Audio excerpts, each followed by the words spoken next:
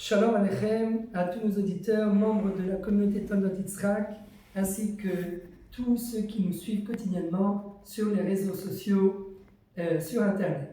Alors ce Shabbat, Be'ezrat Hashem, bien c'est un Shabbat très particulier, puisqu'il va y avoir 3 Kedushot qui vont fusionner ensemble. La première, la Kedusha du Shabbat, la deuxième, la Kedusha de Rosh Chodesh, et la troisième, c'est la Kedusha, la sainteté de Hanouka. Alors, quelle est la spécificité de chacune de ces 3 saintetés? Eh bien, c'est tout simple.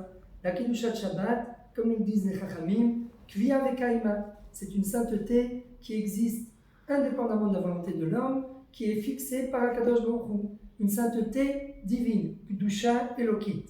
Le Shabbat, deuxième sainteté, la sainteté de Rosh Chodesh. Alors celle-là, eh bien, elle est fixée par le Ham Israël.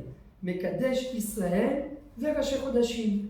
C'est le peuple d'Israël qui donne la sainteté à Rosh Chodesh, à tous les Rashi Chodashim, puisque c'est lui qui va fixer le calendrier hébraïque. Tandis que la troisième Kedusha, eh bien, c'est la Kedusha de Hanouka.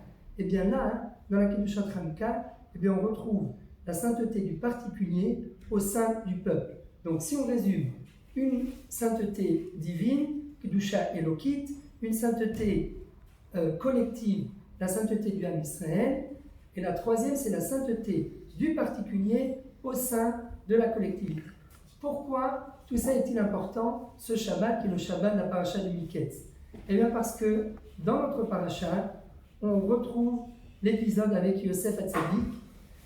Et Yosef, il y a une grande question qui se pose sur lui. Pourquoi, lorsqu'il devient le numéro 2 d'Égypte, eh bien il va garder le silence et il ne va pas annoncer à son père qu'il est toujours vivant? Quel est le programme que Yosef a derrière son esprit? Eh bien, les Chachamim nous disent que Yosef, quelque part, a voulu essayer d'annuler, ou du moins d'atténuer l'intensité du décret de l'esclavage en Égypte. Rappelez-vous, Akadosh Baruch Hu, au moment de l'alliance des morceaux, Brit Ben Abetarim avait dévoilé à Avraham Avinu Yadoa Teda Ki Ger Yezaracha Be'eretz Lo Lahem.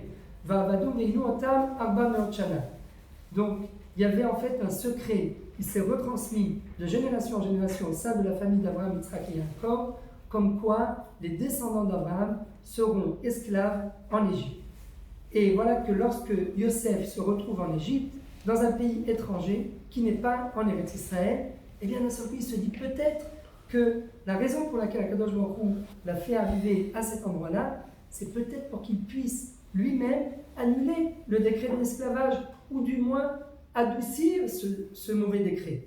Et voilà pourquoi il veut garder le silence, car Yosef se dit, je vais en fait en quelque sorte réunir toute ma famille ici en Égypte, je vais les asservir, ils vont être esclaves, mais sous ma tutelle. Alors lorsqu'on est esclave sous la tutelle de quelqu'un qui n'est pas de notre nation, là bien évidemment, il y a un risque qu'on souffre. Mais lorsque nous sommes esclaves sous la tutelle d'un de nos frères, eh bien là, le décret va pouvoir être atténué, va pouvoir être adouci. C'est pour cette raison que Yosef refuse de dévoiler à sa famille et surtout à son père. Il garde le secret pour essayer d'atténuer cet esclavage. Et en effet, Yosef va réussir à restreindre l'esclavage en Égypte. Alors tout ça pourquoi? Eh bien pour nous dire que Yosef est l'exemple type de cette sainteté particulière au sein du peuple d'Israël. La Kedusha Pratit au sein du clan, au sein de la collectivité, et quelque part bien nous aussi. Parfois, il faut qu'on apprenne, c'est peut-être le message que Yosef nous livre en ce Shabbat Rosh Chodesh Hanouka. Eh bien, quelque part, il faut parfois savoir se mettre au service de la collectivité et garder en quelque sorte le secret pour nous, s'annuler totalement, être capable d'abord de s'élever individuellement pour être au service de la collectivité. Et là, à ce moment-là, eh bien, c'est toute la collectivité qui va s'élever et qui va devenir beaucoup plus sainte.